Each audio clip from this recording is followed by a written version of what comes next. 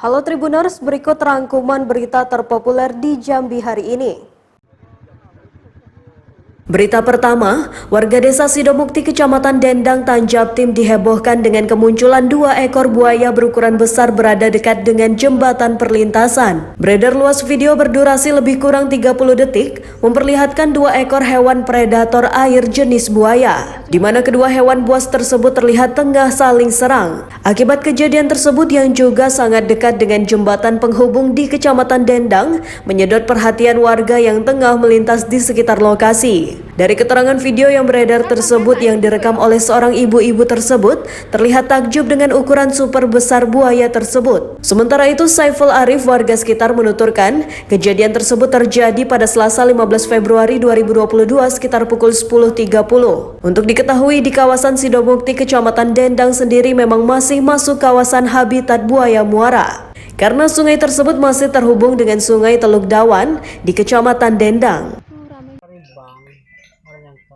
Berita kedua, aksi maling gasak uang sekitar 100 juta rupiah dari mobil pick-up di Pasar Bawah Kota Bangko, Kabupaten Merangin terekam CCTV pada Senin 14 Februari 2022. Aksi pencurian itu terjadi di Kota Bangko yang terjadi pada siang bolong. Berdasarkan informasi yang dihimpun, pemilik mobil tersebut dikabarkan kehilangan uang dengan nominal sekitar 100 juta rupiah. Pelaku yang berbaju hitam itu mengenakan topi dan masker dengan santai mencongkel pintu mobil dan mengambil uang korban. Sebelum menjalankan aksinya, dari rekaman CCTV itu pelaku tampak melihat sekelilingnya untuk memastikan aman. Pelaku sempat jongkok di sebelah mobil yang dekat dengan posisi sopir. Bahkan warga sekitar dan yang melintas tidak mencurigai adanya aksi pencurian tersebut. Setelah berhasil mencongkel, pelaku masuk ke dalam mobil dan mengambil barang korban. Tampaknya pelaku tidak sendiri dalam menjalankan aksinya, sebab usai mengambil barang korban dan menutup pintu mobil, pelaku langsung menaiki sepeda motor meninggalkan lokasi.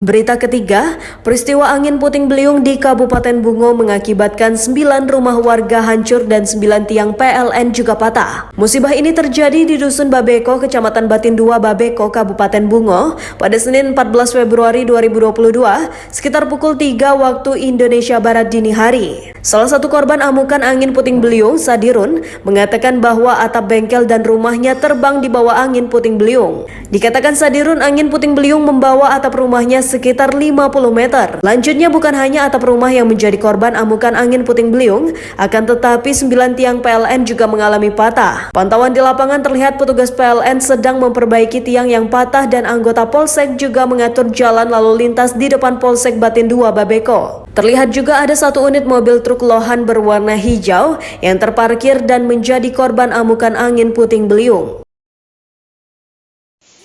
Ya, selamat siang, Tribuners. Berita keempat, Kelenteng Cheng Hong Lau tahun ini tidak mengadakan perayaan Cap Gomeh. Hal ini disampaikan Herianto, pengurus kelenteng, ketika ditemui tribunjambi.com pada Selasa 15 Februari 2022. Biasanya setiap malam Cap Gomeh kelenteng ini tidak ketinggalan menghadirkan kesenian barongsai dan berbagai kesenian lainnya. Selain tidak mengadakan perayaan, situasi kelenteng juga cukup lenggang, hanya ada beberapa umat yang melakukan sembayang. Herianto mengatakan sebelum pandemi biasanya ramai umat untuk sembayang. Kelenteng sendiri mulai melayani umat untuk sembayang mulai dari pukul 6 waktu Indonesia Barat.